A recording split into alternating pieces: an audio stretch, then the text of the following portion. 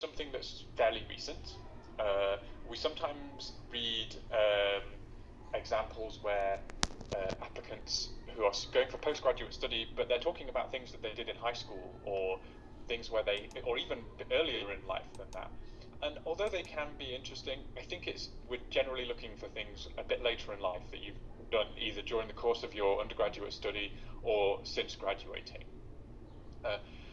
As Faith mentioned, our scholarships are themed around climate change and sustainability. So although it's not essential that you've worked or have studied in an area that's closely related to climate change and sustainability, though certainly that's helpful, it is important that you show how you might link your particular skills and experiences to these issues. So perhaps you've worked primarily with issues relating to refugee issues or in women's health. You might want to reflect on how the particular skills that you've used in that area might allow you to help out and address sustainability or climate change in some ways. And lastly, I think sometimes people interpret leadership to only refer to a formal position that you've held, like president of an organization or the chair of something. But I think you can think about leadership in a much wider range of context to that. Anywhere where you've had an opportunity to show off your skills and to influence other people and to bring about change. So I encourage you to interpret leadership broadly. So let's think about these examples and what else might make a good one and what you should be looking for. I think at postgraduate level, it's the first thing to say is we are looking primarily for people who have demonstrated achievement, not just this is something I'm interested in, this is something I'm aspiring to do, I've read interesting things about sustainable energy, I've read interesting things about this, but we are looking to see things that you've actually done. I think also, we appreciate that comes in context. We have some applicants who are quite young, perhaps in their early 20s, having just graduated, and we have some older applicants, and we understand that not everyone has had the same opportunity to contribute. But we are looking for things that you've actually done. I think that some weaker answers can often focus on and give quite a good account of something, but it's actually quite a small example. It might be, I organised a workshop, or I organised an event of some kind where it's interesting and it's good, but it's perhaps quite small in scale. I think it can be better to try and put your work in a slightly broader context. So for instance, have you organised a range of workshops and try and tell the bigger story of that rather than just, oh, there was a dispute between colleagues and I used my leadership skills to resolve that. I think try to think a little bit bigger than that. I think something that goes along really closely with that, and one that you'll see when I share some examples later on, is that it's incredibly helpful for you to be able to quantify what you have done in some way. And quantify, I simply mean use numbers. How many people did you influence? How many people came to your event? How many people were you managing? How long did it go on for? And sometimes we have a description of a project that sounds interesting, but there's no way to tell whether this was a project that went for 2 weeks or for 2 years, or whether it was a very small scale project, or whether it was hundreds of thousands of dollars. So I think something that gives you some example of the scale of that is really important. I think also it's the leadership examples want to show ideally a bit more than just simply your capacity to deliver and organize something, because leadership is a little bit more than just management. It's also about reflecting your values, your passions, the things that interest you, the things that drive you. So ideally the example is not just I delivered on an impressive project, but also the project represents something that I think is important and change that I think I want to help bring about in the world. So I think that's an important aspect of that. And lastly, I would say this reflective capacity is very important. An ability to not just describe what you've done and the skills that you used to do it, but to say what you took away from that. We're not expecting every example to be some kind of perfect version of everything went perfectly well. It may be that it was a project that had lots of ups and downs in it. Complicated projects often do come with parts that go well and parts that go not so well. And you may go in with an understanding of what the problem is, but perhaps your understanding of the issue you were working on was changed by your work. I think being able to show off those kind of skills are really useful. And the bit you can't see by my head there, it says, let me see what that says. It says, yeah, do you have skills that you would like to grow and develop further? So yeah, are there things that, I felt like I was able to show off these leadership skills, but there's more I have to learn as well. So how do you do this thing? If this is what's on your shopping list of different things you want to show off, your reflective ability, some of the skills that you have, but then also your passions and your values, how can you try to do this? Well, if you've prepared professionally for a job interview or a similar opportunity like this, you're probably aware of some of the kind of formats that are quite useful to use. So one format I would say is work through, set out the context of what you're trying to do, explain the problem of what the issue was that you faced, explain what you did, and then explain what change happened, and then have that reflective component. You perhaps heard a very similar idea to this used with a different acronym, STAR, for situation, task. Oh, wait, have I got that right? Situation, context, I think, the task, and then the action, and then the result. I think I've got that the right way around. But this thing where you're taking us through in its 250 words, so you do have to be concise, what happened, what the situation was, and how you attacked that situation. And I think this is where it's really useful to particularly think about the context, because your essays are likely to be read by someone who is not necessarily familiar with the country that you work in, the country that you come from. They may not immediately be able to bring to mind what it is to work in a marketplace or to work in a business there. So I think it's really helpful for you to be able to set that out. And that is an opportunity to showcase your skills for intercultural communication as well. So let me look at a couple of different essay examples and talk you through those. And I'll give you one example that I think is promising, but that is underdeveloped, and then I think a much stronger and better example there. Before I do that, just bear with me one moment.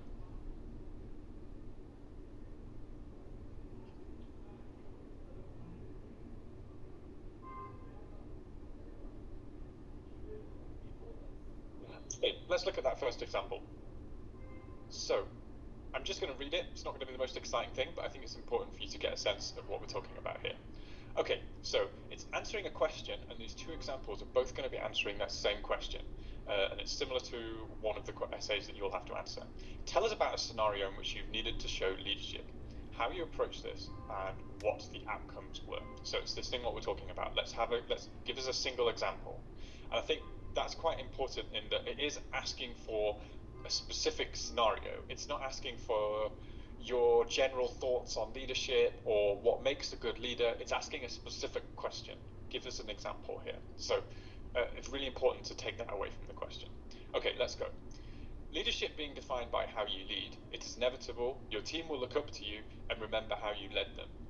As the Women's Commissioner for the Department of Social Sciences in 2016-17 academic year, it was my core responsibility to see to it that the welfare of the students, especially females, were addressed. I realised that the students lacked basic knowledge on campus life upon gaining admission to the university and lack entrepreneurial skills. Hence, during the department's annual week celebration, I invited a female dignitary as our resource person for the programme in the person of Dr. Bettina Smithson.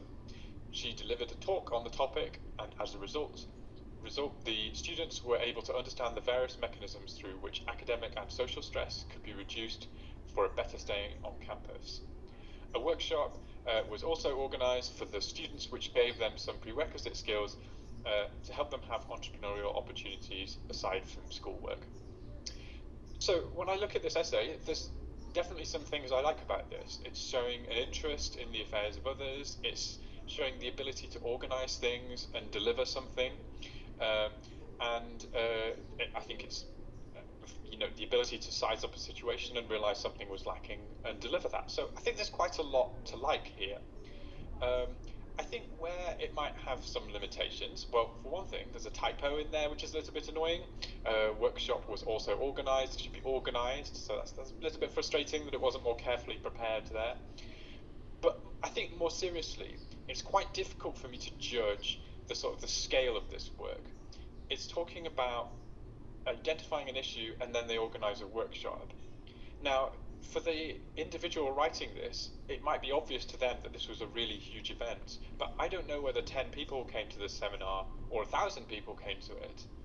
And I don't know if there was just this seminar or whether there was other events going on as well. And because of that, it's hard for me to give this the highest marks on this, because I just don't exactly know enough about the situation. And I would love also to see the candidate reflect a little bit more on what they've taken away from this situation. If they were facing a similar situation in future, is there an even better way they could have addressed it? So I think this essay is okay. It's certainly not disqualifying, but I think it has its limitations here. Okay, let me show you one that I think is better. Same question, but they've answered it in a different way. It's a little bit longer too. It uses the full 250 words. I had an opportunity to demonstrate leadership skills during my internship experience at a startup fashion company relating to their manufacturing processes.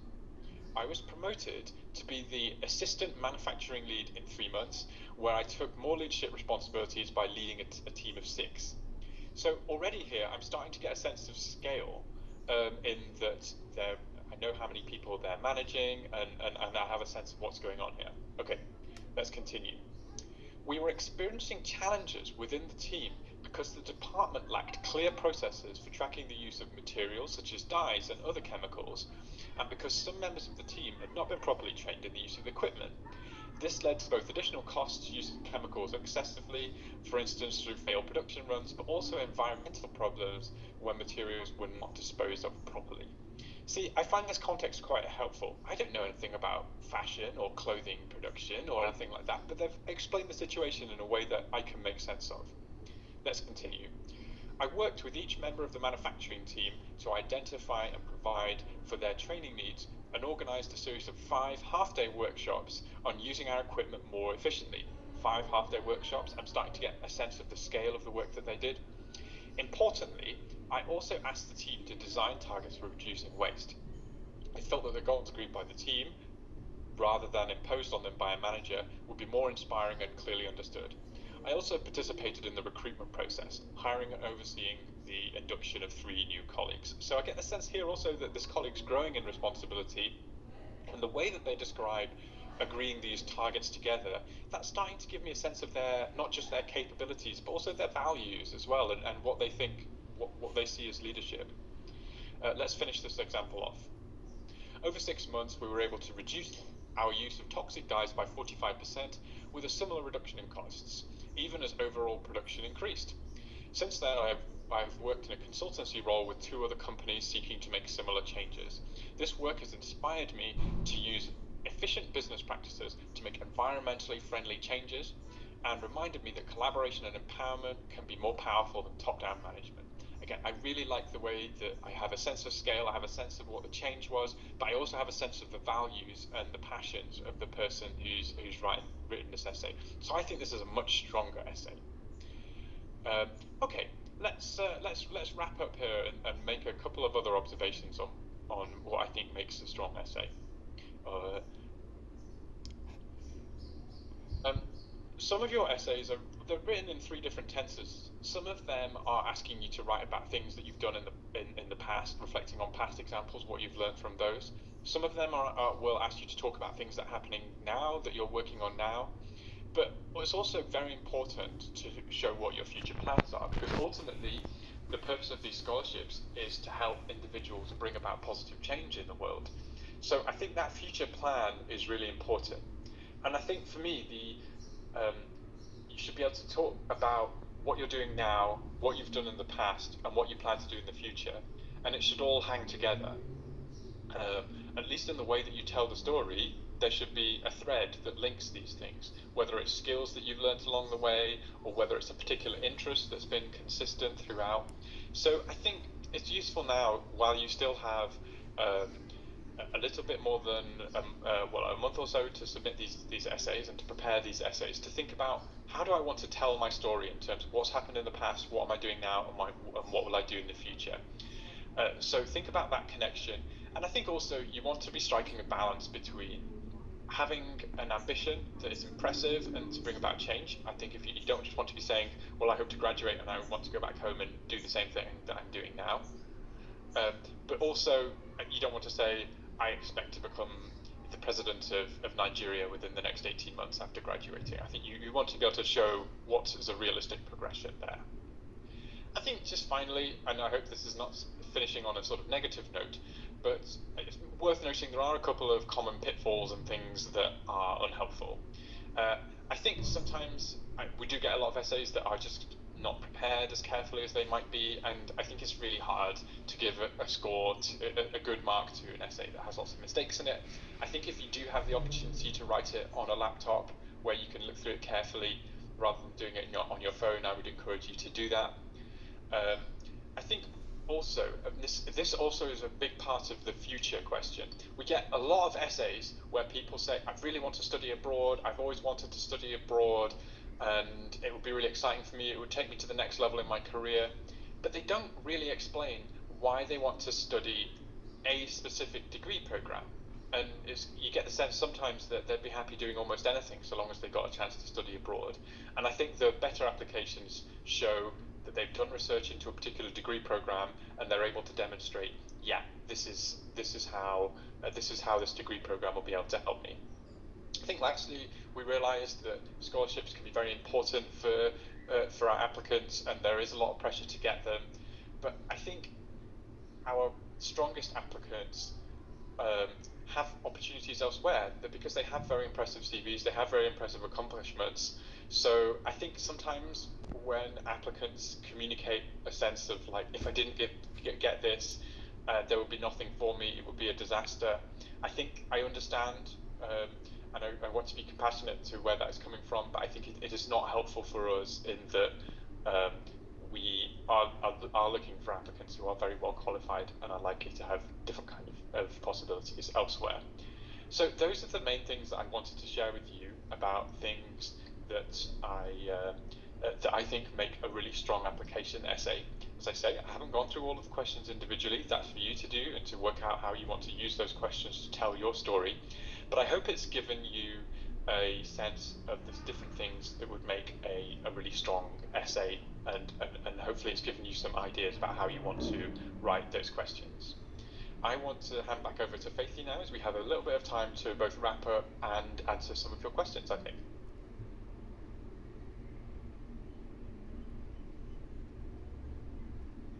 Thank you very much, Fritz. We do have a couple of questions in the Q&A area, which we are just going to respond to and then wrap up the webinar. So I'll summarize the questions for you, Fritz, because I think they're very targeted towards your presentation.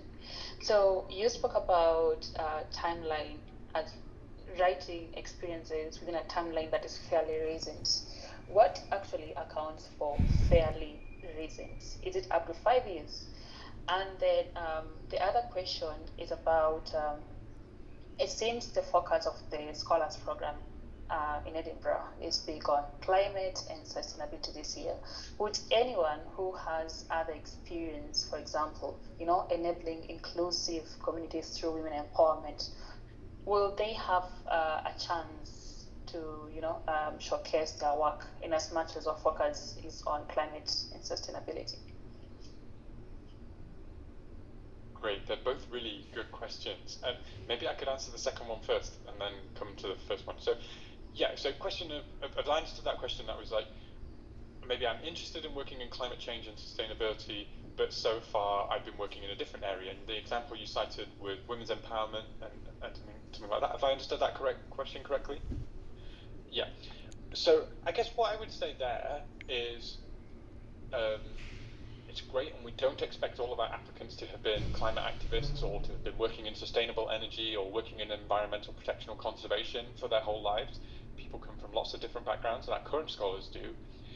But what I would like you to do is to show us what the link is, show us the connection. shows why you've become interested in it, but then also show how the skills that you've worked, which could be in a very different area, working on a different topic, might help you.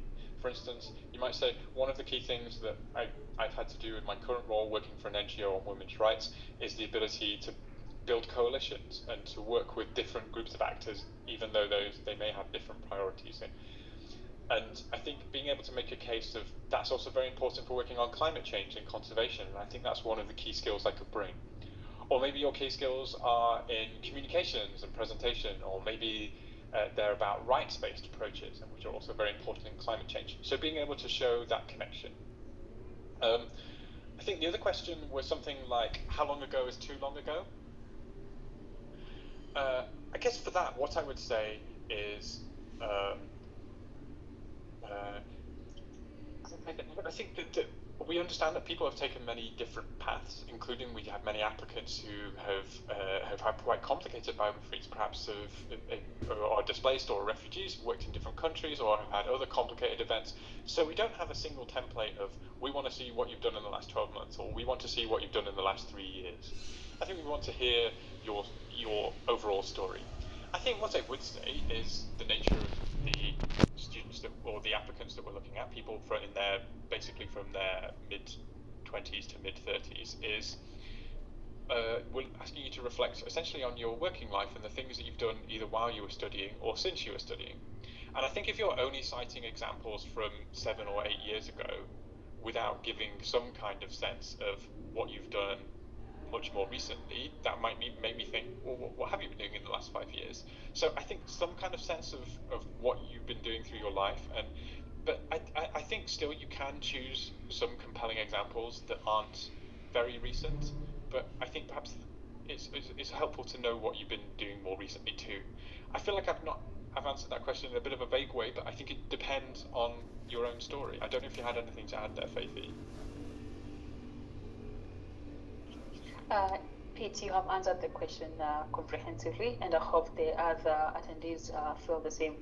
So there is one last question which has come up in other webinars, and I think it will be important for Pete to address as well. It's around, the Scholars Program. One of the eligibility criteria is applicants must demonstrate financial needs. I know you've touched on this, but what is the best way to demonstrate that you are actually in need without appearing as if you're begging? Or how do you avoid the pitfall of begging and coming out as needy in this essay? Thanks, Faith. It's a really interesting question. I guess perhaps before I answer it directly, I just wanted to acknowledge that this is a very sensitive question, and that we're strangers to you. You haven't had the chance to meet us and get to know us, but we're asking some very personal questions for you, and we want to try to do that in a way that is respectful. The foundation asks us to recruit students who wouldn't have an opportunity to study otherwise, who wouldn't have the financial means to study overseas simply by asking their parents to pay for it. So I think trying to do that in a way that feels dignified and respectful for you, I think it is a bit of a challenge. I think one way of doing that can be to talk about barriers that you faced, for instance, or barriers or difficulties that you faced in accessing education so far. And that, I think, does not have to be told in a way where you feel like you're obliged to write a very emotional sob story of things that are of difficult problems that you've had in your life in a way that feels exploitative, but it can be saying that I had to work part-time throughout my undergraduate studies, and that was often very tiring, and I had to work in a restaurant to be able to afford textbooks, or I had to do some other kind of work that was really difficult, and that was something that was quite hard for me. And I think something like that can both give some context to your academic achievements, but also reassure us that you're someone appropriate for our scholarship in terms of you don't have the private means to be able to pay for it. So I think focusing on how you've been able to overcome challenges so far can be, I think, a dignified way of doing that. Again, I don't know if you have anything to add, Vicky. Yeah, thank you for that. Well, if I may add to that is sometimes, when you're writing the essay question about demonstrating financial needs, you want to show how you don't want to really explain what the challenge you went through, but mostly dwell your essay on showing how you overcome that particular challenge. That just as Peter has explained. And so if you dwell on this, I really know that it will set you that particular essay part for you.